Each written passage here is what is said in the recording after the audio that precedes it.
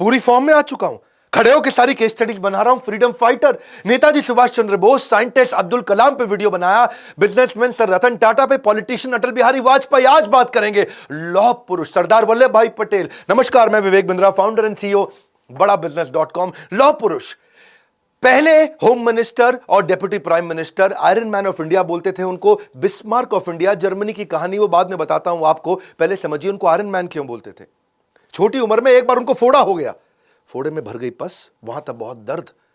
Doctor बोला कि इसमें तो थोड़ा जलता हुआ गर्म लोहा डालना पड़ेगा, फोड़ना पड़ेगा फोड़े को। बहुत मुश्किल था वो, डॉक्टर भी घबरा रहा था, माता पिता रिश्तेदार दोस्त बोले नहीं हो पाएगा, नहीं हो पाएगा। छोटी उम्र में सरदार वल्लभ भाई पटेल अपने हाथ से उस गर्म जलते हुए लोहे को लिया और उस फोड़े को फोड़ दिया। एक्चुअली टॉलरेट करने की दर्द को ना बहुत बड़ी एबिलिटी थी उनके अंदर, फियरलेस थे, डरते नहीं थे। विल पावर उनकी बचपन से दिखती थी। आपने कभी सोचा है अगर सरदार वल्लभ भाई पटेल नहीं होते तो देश कैसा होता? अगर आप कश्मीर से कन्याकुमारी या अगरतला से अहमदाबाद तक अगर आपको जाना तो कम से कम 7-8 बार वीजा लेना पड़ता। सोच रहे हो मेरी बात को? अगर नॉर्थ से साउथ की तरफ चल रहे हो, कितनी बार वीजा, कितनी बार परमिशन लेना पड़ता। ये देश नहीं होता, ये कई देशों का एक कॉन्टिनेंट होता है इंडिया। अंग्रेजों ने जहां हिंदुस्तान को टुकड़ों में बांटा था, वहीं सरदार पटेल ने उस खाई को पाटा था। 31 अक्टूबर 1875 नाडियाड गुजरात के अंदर इनका जन्म हुआ। शुरू से शुरू करते हैं। पिता जावर भाई पटेल किसान और फ्रीडम फाइटर, 1857 के फ्रीडम मूवमेंट में उन्होंने भी बड़ा योगदान दिया था। आर्थिक स्थिति शुरू में कमजोर थी, दोस्तों से किताबें मांग के पढ़ा करते थे। 10वीं क्लास उन्होंने N K high school Petlad Gujarat के अंदर 1897 में पढ़ाई पूरी करी। बाद में उन्होंने लॉ की पढ़ाई करी, सेकंड रैंक लेकर के आए और राइट टू प्रैक्टिस लेके आए। लेकिन लॉयर ऐसे बने जो कि अनडिफीटेबल, उनको हरा नहीं सकता था कोई। शुरू में तो वो गांधी को पसंद नहीं करते थे।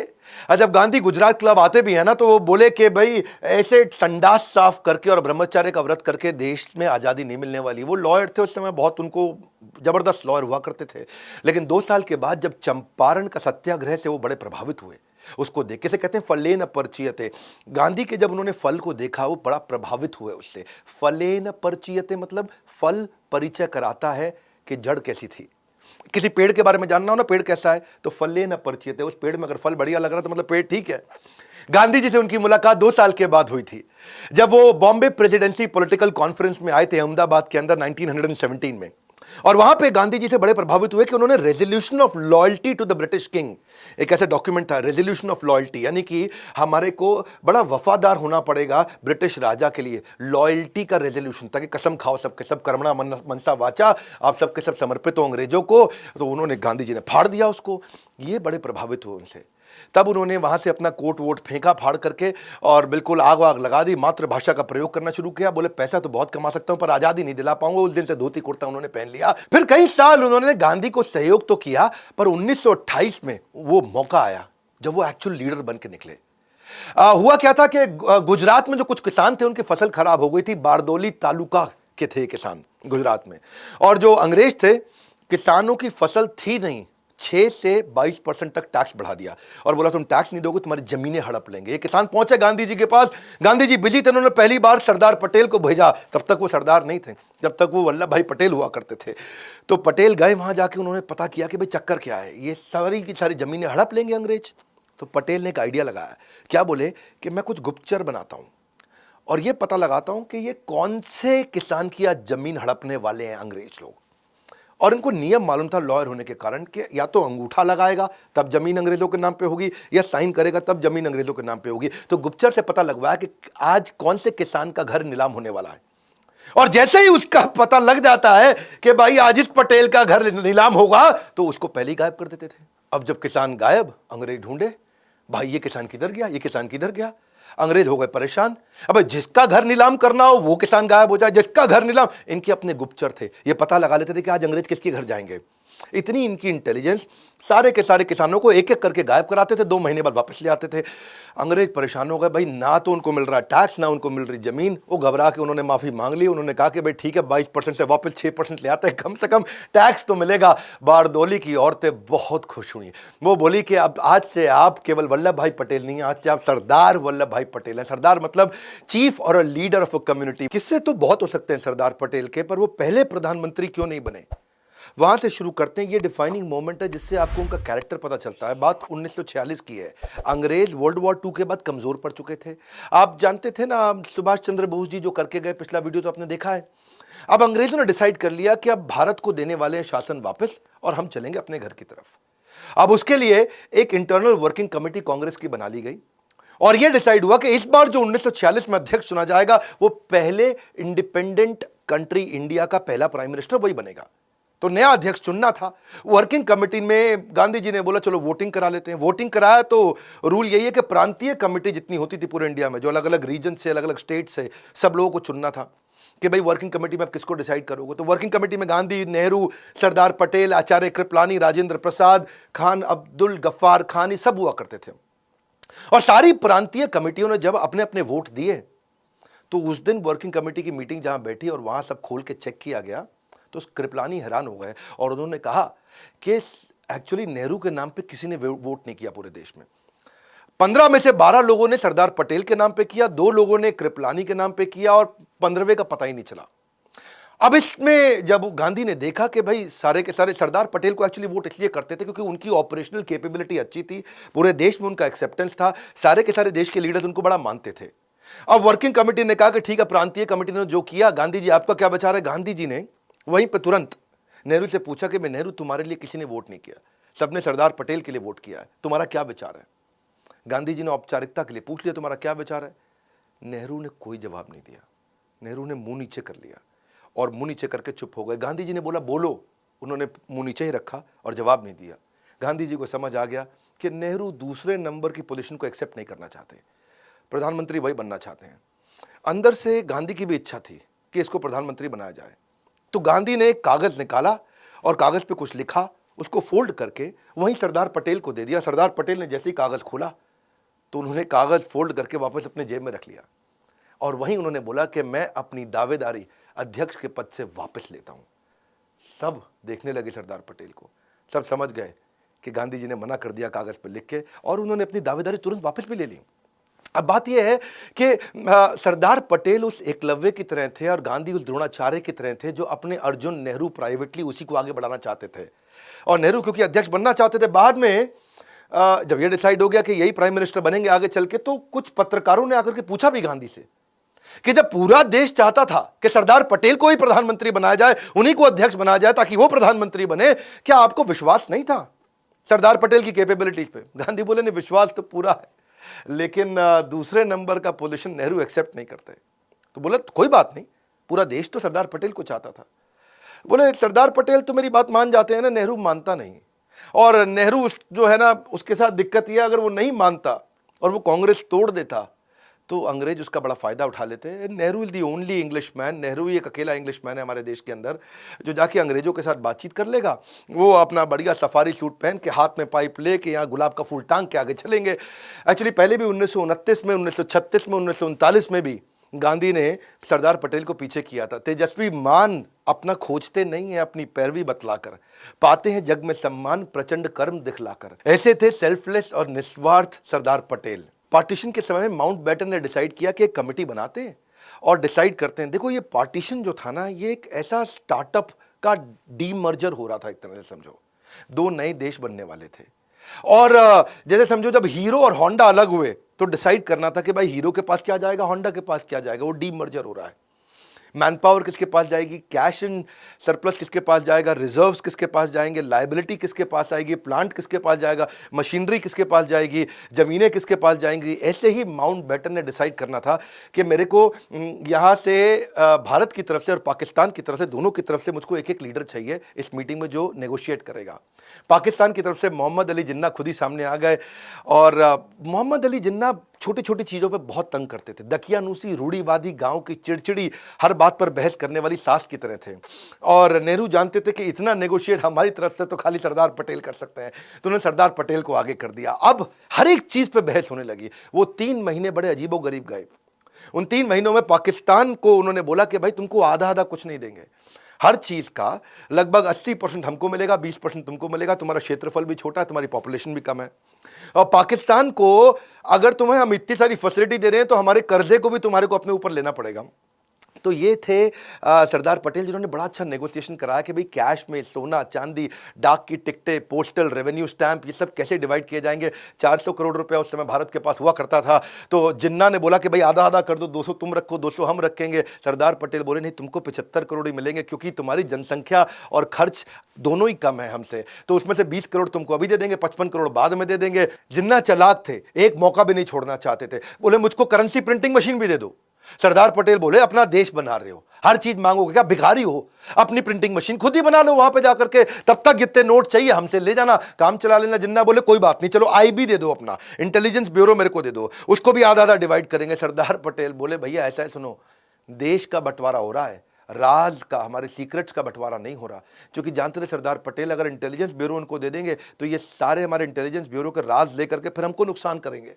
माउंटबेटन जो थे वो बोले मेरे पास 2 गाड़ियां हैं, चलो उनको भी रख लो। एक गाड़ी सोने की थी, एक चांदी की थी।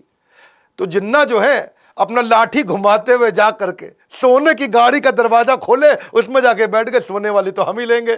सरदार पटेल देखिए यार, ये आदमी तो हर चीज में चिढ़ेगा।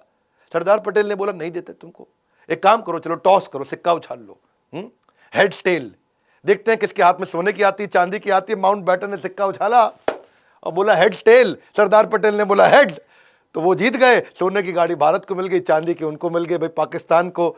सरदार पटेल जिन्ना को समझ चुके थे। जिन्ना ने बंटवारे के बाद भी तंग किया।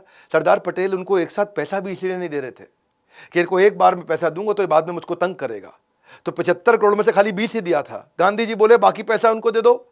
बंटवारे के बाद उन्होंने देखा कि जब जिन्ना दोबारा से आतंकवाद की सारी हरकतें उन्होंने शुरू कर दी, सरदार पटेल ने बोला अब तो पैसा नहीं दूंगा। गांधी जी बोले ठीक है, मैं अनशन कर लेता हूं।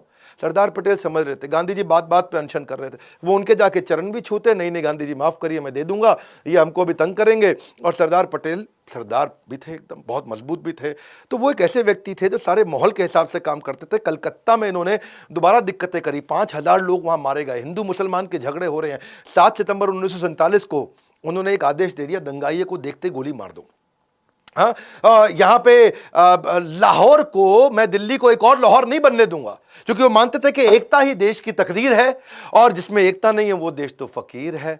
हजरत निजामुद्दीन में सारे मुसलमानों को जब दिक्कत आई, सरदार पटेल वहां पहुंच गए, बोले सारे मुसलमानों की रक्षा मैं करूंगा। भाई जो हमारे देश को मुसलमान वफादार नहीं हो, भले ही पाकिस्तान चला जाए, पर जो हमारे देश में रहेगा उसकी रक्षा मैं करूंगा। उन दिनों जिस समय जब ट्रेन पाकिस्तान से इंडिया आती थी तो उसमें हिंदुओं की लाशें होती थी, तो उन्होंने अमृतसर से मुसलमानों की लाशें भेजनी शुरू करी। तो सरदार पटेल खुद अमृतसर पहुंच गए कि ये तो वो शहर है जहां हिंदू और सिख और मुसलमानों के खून को जलियांवाला बाग से रंगा गया था। भाई सारे सिखों को ध्यान रखना पड़ेगा।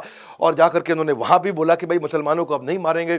समूहम सर्वभूतेषु, सरदार पटेल ऐसे व्यक्ति थे जो मुसलमान और हिंदुओं सबकी रक्षा करना चाहते थे। बेसिकली इनके कॉन्ट्रीब्यूशन में जो हिस्सा था ना, वो जो 565 रियासतें इन्होंने जोड़ी, सबको जोड़ करके भारत को अखंड बनाया, जो नेगोशिएशंस किए, वो सरदार पटेल का बहुत बड़ा कंट्रीब्यूशन था। ये साम दाम दंड भेद तीनों चारों किया करते थे। बातचीत की नीति हो गया साम दाम, भाई बातचीत करके 561 रियासतें इन्होंने साथ में कंट्रोल कर ली। जो नहीं माना जूनागढ़, तो वहां जाके भेद कर दिया जूनागढ़ के अंदर। जो बिल्कुल नहीं माना जैसे कि हैदराबाद, वहां जाके उनको दंड दिया। ऐसे व्यक्ति थे सरदार पटेल के, डसते नहीं थे, फन दिखा के डरा देते थे। जोधपुर जूनागढ़ में बड़ी दिक्कत आई। जोधपुर के राजा थे, वो सारी 22 की 22 रियासतें, पूरे राजस्थान की, ग्रेटर राजस्थान की, वो जोधपुर से इन्फ्लुएंस थी, क्योंकि जोधपुर बहुत बड़ा था। और वहां के जो राजा हनवंत सिंह थे, 1947 में वो धौलपुर के महाराज नवाब की मदद से, जो भोपाल वाले थे, उनकी मदद से जाके जिन्ना से मिले और जिन्ना के साथ उन्होंने नेगोशिएशन कर लिया। और जिन्ना ने उनको कन्विंस कर लिया कि भाई तुम, मैं कोरे कागज पे साइन करके दे देता हूं तुमको, महाराज हनवंत सिंह ऑफ जोधपुर, जो तुमको चाहिए मुझसे ले लो। और डिसीजन ये हो गया कि कराची का बंदरगाह की सुविधा दे देंगे आपको, रेलवे के आने जाने की सुविधा दे देंगे, अनाज और शस्त्रों के इंपोर्ट एक्सपोर्ट की पूरी सुविधा दे देंगे। तो इनको इतना कंफर्ट आ गया, बोले हम तो जा रहे हैं पाकिस्तान में। और जोधपुर के इन्फ्लुएंस के चक्कर में राजस्थान की जो बाकी 21 रियासतें थी, वो भी जोधपुर के पीछे पीछे चलती थी। उन्होंने भारत के साथ जुड़ने को मना कर दिया। सरदार पटेल के लिए बहुत दिक्कत आ गई। सरदार पटेल ने जो वीपी मेनन, ये वीपी मेनन पे एक वीडियो बनाना बनता है, बहुत जबरदस्त आदमी थे उनके टाइम के। उन्होंने उसको भेजा कि जाओ भैया तुम जोधपुर के महाराज से जाके मिलो और उनको बोलो इंस्ट्रूमेंट ऑफ एक्सेशन पर साइन कर दो, तुम भारत के साथ ही रहने वाले हो। जाके वहां वीपी मेनन पहुंचे तो जोधपुर के महाराजा ने रिवॉल्वर लगा दी उसके गले पे, बोला तुझको तो खत्म कर दूंगा। बेचारा वीपी मेनन वापस आया, समझ में आया इनको कि भाई सरदार पटेल को सुनने नहीं वाला। तो मैंने बताया ना, ये फन दिखा के डराते थे। इन्होंने जोधपुर के राजा को बोला दिल्ली आओ मुझसे मिलने के लिए। जोधपुर के महाराज जब दिल्ली पहुंचे, हनुमंत सिंह को मिलने के बाद बोले कि तुम्हारे जो पिता है ना, वो मेरे बहुत अच्छे दोस्त थे और तुम्हें मेरी देख रेख में छोड़ के गए हैं। और मेरी बात समझ लो, अगर तुम ऐसे नहीं मानोगे तो पिता के रूप में आकर के ऐसा दंड दे के तुम्हें सुधारूंगा, अकल आ जाएगी तुमको। और उनको, क्योंकि ना इनको मालूम था कि जैसलमेर, बीकानेर, ये सब कोई साथ में नहीं आया और ये पाक के साथ जाके मिल गया। अगर पाकिस्तान के साथ और राजस्थान पाकिस्तान के पास चला जाता तो पूरा राजस्थान मिला के पाकिस्तान दिल्ली के नजदीक आता। और किसी देश की राजधानी अगर बाजू वाले देश के बिल्कुल नजदीक हो तो देश की राजधानी पर खतरा बढ़ जाता है।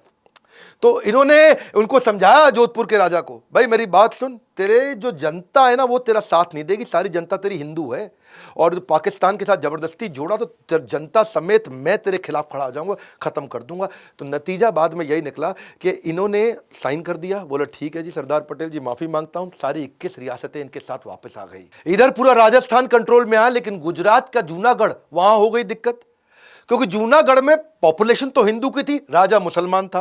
वो बोला हम पाकिस्तान से मिलेंगे। बिना लड़े सरदार पटेल ने वीपी मेनन को फिर बोला, जाओ भैया जूनागढ़ पहुंच जाओ, इस बार मैं लड़ूंगा नहीं। बिना लड़े कैसे करेंगे, इसे बोलते हैं कूटनीति। बोला राजा से मत मिलना, जागीरदारों से मिलो। ऊपर राजा है, नीचे जागीरदार हैं छोटे छोटे, उनसे जाके मिलो, उनको जाके भड़का दो और जाकर के क्या बोलो, उनको बोलो कि तुम्हारा मुस्लिम नवाब मुस्लिम मुल्क के चंगुल में तुम सबको फंसवा देगा। तुम सारे हिंदू हो, तुम्हारा नवाब मुसलमान, वो देश मुसलमान, तुम सब फंस जाओगे। जैसे ही ये बोला तो वहां विद्रोह चालू हो गया। सारे जागीरदार राजा को बोलने लगे, मुस्लिम नवाब को, वहां पे हम नहीं जाएंगे पाकिस्तान में। और बिना लड़े इन्होंने क्या बोला कूटनीति से, चलो वोटिंग करा लो। जब वोटिंग कराया गया 1948 के अंदर जूनागढ़ में, तो इंडिया के लिए उनसे पूछा किसको वोट दोगे, इंडिया में रहोगे कि पाकिस्तान में रहोगे। तो 1,19,000 लोगों ने भारत के लिए वोट किया, केवल 91 लोगों ने पाकिस्तान के लिए वोट किया। यहां से जूनागढ़ वापस आया। हैदराबाद में ज्यादा दिक्कत थी, क्योंकि हैदराबाद बड़ा बहुत था, वो इतना बड़ा था, आज का हैदराबाद नहीं है, आंध्र प्रदेश, तेलंगाना, कर्नाटका, मध्य प्रदेश, छत्तीसगढ़ के काफी इलाके हैदराबाद में आते थे।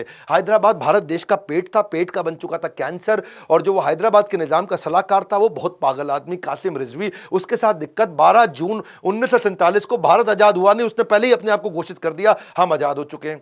अब कितना सरदार पटेल उनको समझाए, ये उल्टा धमकी दे दे, ये बोले हम सबसे अमीर हैं, सबसे शक्तिशाली हैं, वास्तव में शक्तिशाली थे और हमारे पे कोई कब्जा कर नहीं पाएगा और भारत तुम्हारी क्या औकात, हम सेपरेट देश हो चुके हैं। अच्छा, पटेल युद्ध करना नहीं चाहते थे, क्योंकि वैसे ही इंडिया पाकिस्तान का बहुत जरा टसल चल ही रहा था। और ये, लेकिन हैदराबाद वाले मान नहीं रहे। इन्होंने पाकिस्तान को 20 करोड़ रुपया उधार दे दिया, पाकिस्तान को और एम्पावर किए जा रहे थे, और ताकि पाकिस्तान कश्मीर में लड़ने के लिए भारत के खिलाफ हथियार खरीद सके। हिंदुओं का बलात्कार कर रहे, हत्या कर रहे, लूटपाट कर रहे। तो हैदराबाद एक ऐसा कैंसर था। अच्छा, इन्होंने कई डिस्कशन कर ली वहां निजाम के साथ में, और कई बार उन्होंने अग्रीमेंट ब्रेक कर दिया। आखिरी बार बोला सरदार पटेल ने, खत भेज रहा हूं तुमको, आखिरी मौका दिया जा रहा है। निजाम जब नहीं माने, पटेल ने सैन्य कार्रवाई का आदेश दिया। 5 दिन लड़ाई हुई, 5 दिन में हैदराबाद की फौज ने घुटने टेक दिए, हैदराबाद पूरे देश के अंदर वापस आकर के मिल दिया। इसी तरह कश्मीर में दिक्कत आ रही थी। अब कश्मीर में दिक्कत क्या थी, वहां के राजा थे हरि सिंह, वो कहते भाई हम भी नहीं मानेंगे, है जी, हम अलग देश, है जी, हमारा ही अलग देश हो गया। राजा हरि सिंह बोले यार मेरा तो प्लान ही अलग है, मैं इसको स्विट्जरलैंड बना दूंगा, कश्मीर बड़ा खूबसूरत है, इसको स्विट्जरलैंड बनाऊंगा, मेरी ज्योग्राफिकल कंडीशन बहुत अच्छी है। लेकिन हुआ क्या, अभी तो वो आके भारत में मिले नहीं थे। हुआ ये कि वहां से वो इंडिपेंडेंट रहना चाहते थे, वहां से पाकिस्तान ने क्या गलती कर दी, 22 अक्टूबर 1947 को कबालियों के माध्यम से उन्होंने जेएनके पे हमला कर दिया, और कश्मीर के जो लोकल मुस्लिम थे वो कबालियों के पाकिस्तानियों के साथ मिल गए। और जैसे ही वो पाकिस्तान के साथ मिल गए, राजा हरि सिंह बहुत दिक्कत में आ गए। अब मौका ढूंढते रहे सरदार पटेल, बिना लड़े इस बार फिर उन्होंने कहा वीपी मेनन जाओ जम्मू पहुंच जाओ। और जम्मू गए, वीपी मेनन को भेजा वहां जाकर के, और उनको बोला हम है ना आपकी सहायता करने के लिए। और वीपी मेनन आ गए, बोले ये जितने कबालिए हैं ना इन सबको ऐसे उड़ा देंगे 2 मिनट में, तुम बिल्कुल टेंशन मत लो, तुम खाली कागज साइन कर दो कि तुम भारत के साथ रहोगे। और इंस्ट्रूमेंट ऑफ एक्सेशन लेके गए कि भाई हम, तुम हमारे साथ मिलने वाले हो। और जाके राजा हरि सिंह ने तुरंत साइन कर दिया, बोला मरता क्या ना करता, मेरे को भारतीय फौज की मदद चाहिए इस समय, कबालियों से हमको बचा लो। और भारतीय फौज वहां पहुंच गई, कबालियों को उखाड़ के खत्म कर दिया। ये ऐसे व्यक्ति थे सरदार पटेल, इन्होंने पूरे भारत को एक किया, एक धागे में पूरे भारत को जोड़ दिया। आज हमारा भारत इतना बड़ा समृद्ध शक्तिशाली है। यहाँ की मैनेजमेंट ऑपरेशंस को तेज किया। अंग्रेजों के टाइम के जो आईसीएस हुआ करते थे, इंडियन सिविल सर्विस, उन्होंने इनको आईएएस बना दिया, क्योंकि इंडियन सिविल सर्विस के लोग वो book keeping, accounting, warehouse management, छोटे छोटे काम करते थे। इन्होंने आईएएस को एम्पावर किया कि वो प्रशासन में सहयोग करे, कानून को लागू करे, लॉ एंड ऑर्डर अच्छा करे, एग्जीक्यूशन की स्पीड तेज करे, पॉलिसीज बनाए, इंपोर्ट के डिसीजन ले, secretary, joint secretary, additional secretary, magistrate, वो सारे इन्होंने तैयार कर दिए। और बाद में फिर आगे चल के जो शेख अब्दुल्ला आए, उन्होंने जम्मू एंड कश्मीर के लिए अलग स्पेशल स्टेटस की डिमांड करी, उसको स्वीकार भी कर लिया। लेकिन सरदार पटेल जानते थे कि आज ये इंडिपेंडेंट स्टेटस मांग रहे हैं, आगे चल करके ये इंडिपेंडेंट कंट्री बनने की कोशिश करेंगे। हुआ भी यही। सरदार पटेल ने उस समय में आर्टिकल 370 में एक मामूली सा बदलाव कर दिया, छोटा सा बदलाव। और क्या लिखा? संसद जब चाहे राष्ट्रपति के अप्रूवल से धारा 370 को खत्म कर सकती है। आज हमारी सरकार ने उसी का फायदा उठा करके जम्मू कश्मीर को पूर्ण रूप से भारत में मिला लिया है। ये पैटर्न बेस्ड प्रेडिक्शंस कर लेते थे। चाइना के बारे में शुरू से समझ रहे थे। विदेश मंत्रालय सरदार पटेल के पास नहीं था, नेहरू के पास था। लेकिन ये फिर भी बिहेवियरल पैटर्न चाइना का ऑब्जर्व कर रहे थे कि चाइना का जो विस्तारवाद, यानी कि जो सिक्किम को, तिब्बत को, सबको एक्वायर करना चाहता है, उसके कंसिस्टेंट एफर्ट कर रहा है, सिक्किम भी मेरा हो जाए, तिब्बत भी मेरा हो जाए, ये सरदार पटेल पहचान रहे थे। पटेल ने बोला नेहरू को, ये कम्युनिस्ट पावर है, हम डेमोक्रेटिक हैं, इनसे दूर रहो, कम्युनिस्ट से दूर रहो। लेकिन नेहरू ने जाकर उनको प्रमोट कर दिया, चाइना को, यूनाइटेड नेशन सिक्योरिटी काउंसिल में, उनको परमानेंट मेंबर भी बना दिया। आगे चल के वही हुआ, 1950 में चाइना ने तिब्बत पे भी अटैक किया, हजारों लोगों की क्रूर तरीके से हत्या करी, औरतों का बलात्कार किया, बच्चियों का बलात्कार किया, महिलाओं की ब्रेस्ट काट दी उन्होंने तिब्बत के अंदर, 22 धर्म गुरुओं को अरेस्ट करके उनको यातनाएं दी। पटेल पैटर्न बेस्ड प्रेडिक्शन समझते थे, ये उनकी इंटेलिजेंस थी। 1962 में फिर से चीन ने हमारे पंचशील समझौते को तोड़ा और अक्साई चीन को उन्होंने आके अपने कब्जे में कर लिया। आज भी वो अरुणाचल प्रदेश, लद्दाख, इस सबको अपने कब्जे में तो लेना चाहता है। चाइना क्या कर रहा है? आज वीटो पावर का इस्तेमाल कर रहा है इंटरनेशनल लेवल पे हमारे खिलाफ। UNSC, United nation security council में हमारे को वीटो पावर ना मिल जाए, उसके लिए वो लगातार काम कर रहा है। जैशे मोहम्मद के फाउंडर जो है मसूद अजहर, उसको इंटरनेशनल टेररिस्ट घोषित नहीं करने दे रहा। कश्मीर के मुद्दे में पाकिस्तान का फेवर कर रहा है। बहरहाल एक युग का अंत हुआ। मुंबई के बिरला हाउस में 15 दिसंबर 1950 को आपका देहांत हुआ, आपका देह अंत हुआ, आत्मा का अंत नहीं। आत्मा आज भी हमारे देश में बसती है। लंबी बीमारी के बाद दिल का दौरा पड़ने से सरदार पटेल हमारे बीच में नहीं रहे। देश के पहले राष्ट्रपति राजेंद्र प्रसाद का कहना है कि जब इंसान अपने पद से नहीं बल्कि अपने काम से प्यार करता है, वही सरदार पटेल बन पाता है। 31 अक्टूबर को उनके जन्मदिन को एकता दिवस के रूप में मनाया जाता है। जैसा सरदार पटेल चाहते थे कि भारत समृद्ध बने, वही इच्छा आज हमने भी बिल्ड करी है कि भारत समृद्ध और एम्पावर्ड बने। आज इस समय अस्त्र शस्त्र का समय नहीं रहा है। आज एजुकेशन, एंटरप्रेन्योरशिप और इकोनॉमी के दम पे देश मजबूत होता है और दुनिया से लड़ता है। आज वर्ल्ड वॉर टेक्नोलॉजी और इकोनॉमी के बेस पे चलती है और वही हम चाहते हैं कि एजुकेशन, एंटरप्रेन्योरशिप और इकोनॉमी को बढ़ाने के लिए एवरीथिंग अबाउट एंटरप्रेन्योरशिप, एवरीथिंग, सब कुछ हमने सारे देश के पावरफुल बिलियनियर प्रोफेसर्स के साथ आपको दिया है। आप फोन करिए बोर्ड लाइन नंबर पे, पता करिए। एवरीथिंग अबाउट एंटरप्रेन्योरशिप इतना अफोर्डेबल हो गया है कि आप आज वास्तव में हमारे कंटेंट को कोई बीट नहीं कर पा रहा है। जो आकर के हमारी ऐप पे कंटेंट कंज्यूम कर रहा है, गेम चेंज कर रहा है। बहरहाल फ्री वीडियोस में फिर भी देता रहूंगा। कौन सी स्पोर्ट्स पर्सनालिटी पे, आप मैरी कॉम पे, सचिन तेंदुलकर पे इनका जन्मदिन आने वाला है, या इंटरनेशनल पर्सनालिटीज पे Warren Buffett, Steve jobs, Bharat में कई व्यापारी बहुत बड़े हैं, अंबानी है, राधाकृष्ण दमानी है, आनंद महिंद्रा है, लक्ष्मी मित्तल है, उदय कोटक है। किसके विषय में आप वीडियो देखना चाहते हैं? कमेंट बॉक्स ये आपका है, ये आपके लिए है। मैं हजारों कमेंट्स चाहता हूं, जिसके ऊपर ज्यादा लाइक्स आए, जिस पे ज्यादा वोट आए, मैं उसी के ऊपर नेक्स्ट वीडियो बनाऊंगा। खड़े होकर पूरी एनर्जी के साथ आ चुका हूं। सरदार पटेल के इस वीडियो को पूरे देश में फैलाइए, अपने बच्चों को जरूर दिखाइए, अपने एम्प्लॉयज को दिखाइए। ऐसे थे सरदार पटेल जो अकेले अपने विजनरी दम पे पूरे भारत को आज एक किया। आज इतने वीजा ना लेने पड़ते हमको कश्मीर से कन्याकुमारी, हमें अहमदाबाद से अगरतला, अगर सरदार पटेल ना होते। हमारे साथ जुड़े रहने के लिए, इस वीडियो को शेयर करने के लिए मेहनत करता हूं, बहुत मेहनत करता हूं। लाइक करके थोड़ा सा उत्साह बढ़ाने के लिए आप सबका हृदय की गहराइयों से प्रेम पूर्वक बहुत बहुत धन्यवाद।